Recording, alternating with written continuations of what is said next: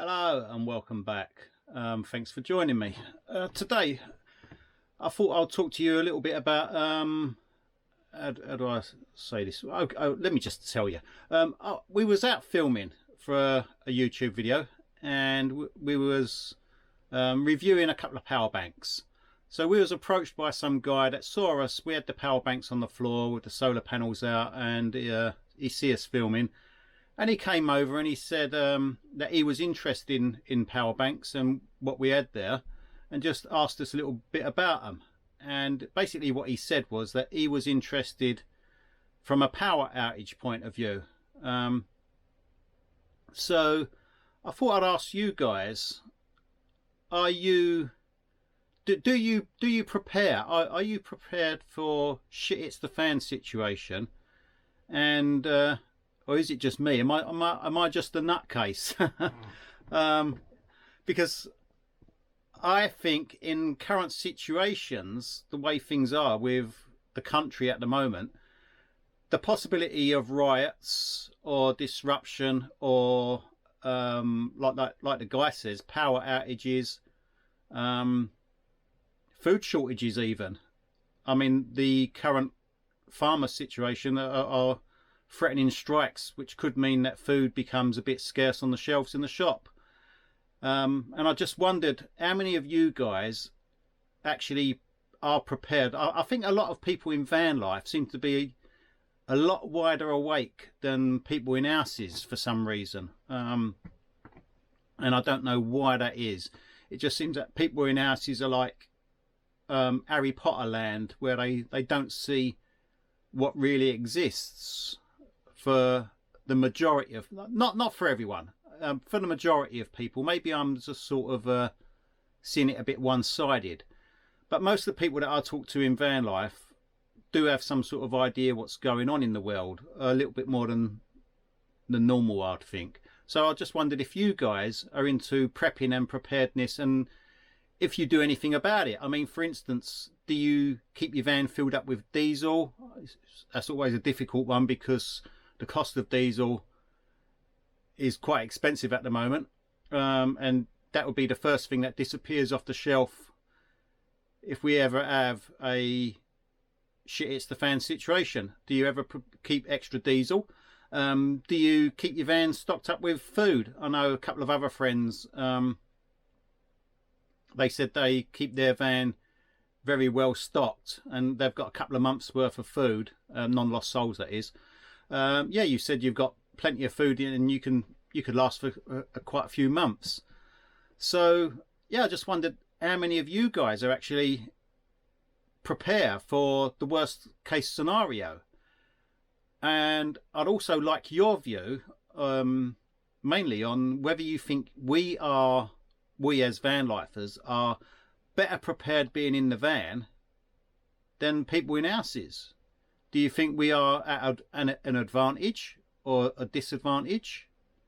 See, because me, I always keep, I'd say I've got at least a month's food in my van. It might not be a month of decent, nice eating food, but I will always have enough food to actually fill my belly for the day. Even if I was on rations, I'd have bags of rice, I'd have bags of pasta, and I'd have tins of, what do you call it, like sort of stewed steak or minced beef in tins, just for the sake of I've got enough food to last me over if I'm stuck somewhere. And I'm interested to see what other people do, what you do in that situation. Do you actually store up and keep things stocked? I mean, most people in vans don't go shopping every day. So, and we don't really park close to the shops 90% of the time. So do you guys keep yourself stocked up with food, dog food, if you've got a dog? I mean, that's another issue I've got. I've got dogs. Me and Sue's both got dogs, so the dogs need food, although they would, I think, if it become really serious, that they would fend for themselves. I think the dogs would probably have more chance of feeding themselves than I would, to be honest.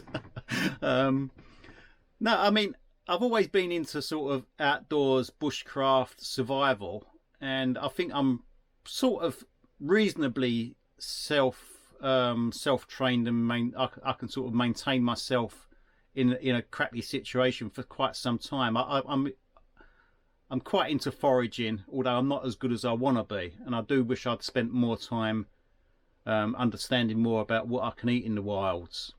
And maybe that's I do have a couple of books, and I do wish I had a better memory at remembering what I need, or what I can eat, should I say, and what I can make from certain things.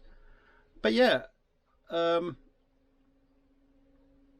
we better prepared in van life? I think power wise, I mean, I'm self-contained. I live in this all year round, so I've always got my power coming in from solar. I keep a generator just in case I don't have any solar coming in and I'm really tired and need to supply power. So even if I couldn't drive, as in the roads were blocked, then I could still sustain myself for some time using a petrol generator. And now we have the power banks, which is another sort of I wouldn't say a necessity, but a very useful. I didn't actually realise how useful the power banks were. See, what happened was when I got my van, I had a couple of AGM batteries fitted to it, 200 amp hour AGMs, and they lasted for about a good year, but they were running down quite a lot if I didn't drive over a weekend, if I didn't use the van for a weekend. So I had lithiums fitted, and that was a bit of a game changer. That sort of gave me ample power, and they charge up a lot quicker. So I always saw power banks as something that wasn't a necessity, but now that I've got one, oh, I've got two now, and Sue's got one, and we might have another one coming. Well, we're doing okay on power banks, but anyway, even if we didn't have one, if we just had the one, it's sort of become really useful, surprisingly useful, and I'm quite surprised at that. But yeah, what I'm asking basically is, are you guys prepared? What do you think? Do you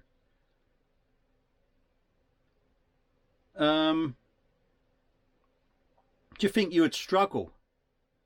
Do you think it would be a crap situation if rioting and town centres did become a no-go area?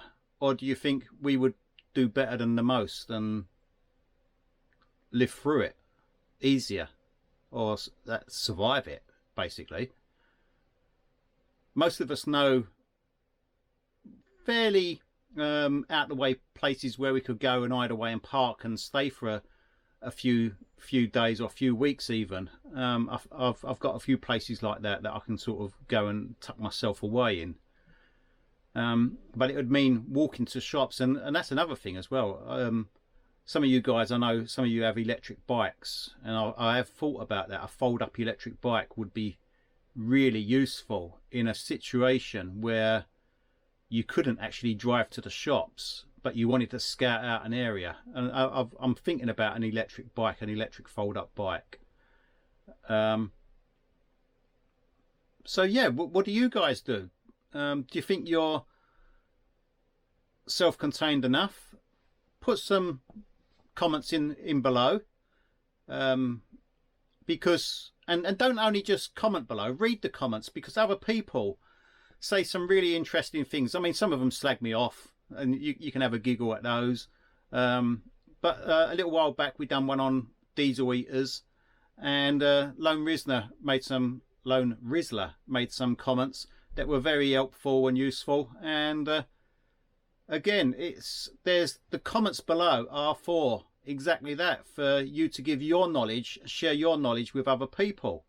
And if you don't read the comments, you're losing out on a lot of what the video has to offer, because down below in those comments is where you can pick up bits of information that other people have shared, if that makes sense. So yeah, share your comments below on what you do for prepping. Are you into prepping? Do you think it's a load of nonsense? Do you think I'm a lunatic?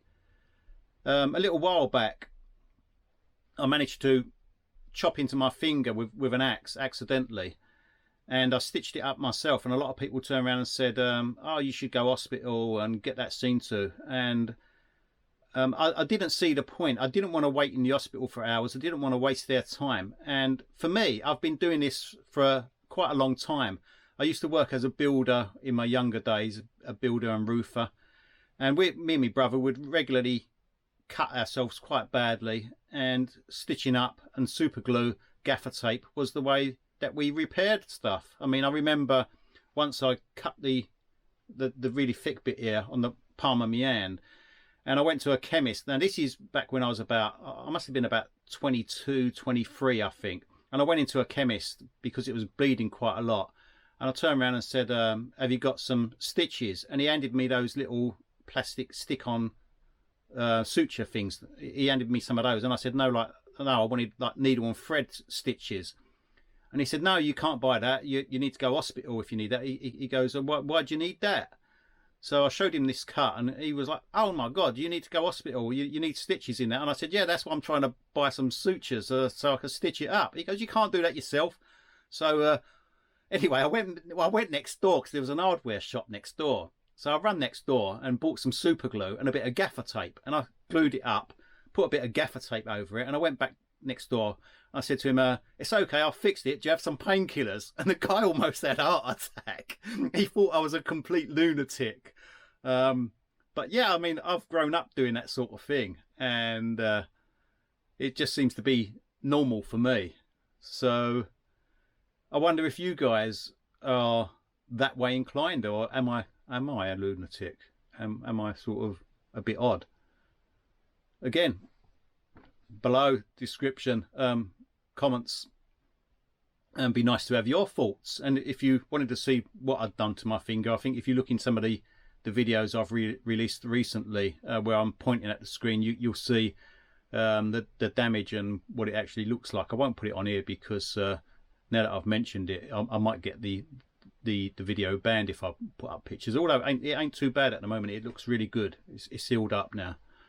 But yeah, that's what this video is today. So your thoughts on prepping, survival, bushcraft. I've always got a rucksack full of equipment, a sleeping bag, a bivy bag, a water container, stove and stuff like that packed in my van. It's actually in my shower, which is what I use my shower for. It becomes a bit of extra storage area when it's not being used as a shower. So yeah, I've got my rucksack packed away in there. I've got my boots stored away here, ready to go. And I just wondered if you guys are that way inclined, or whether it's all nonsense to you. So yeah, it'd be nice to hear your comments. Battery's low on the camera, so that's what I've got for you today. Thanks for watching.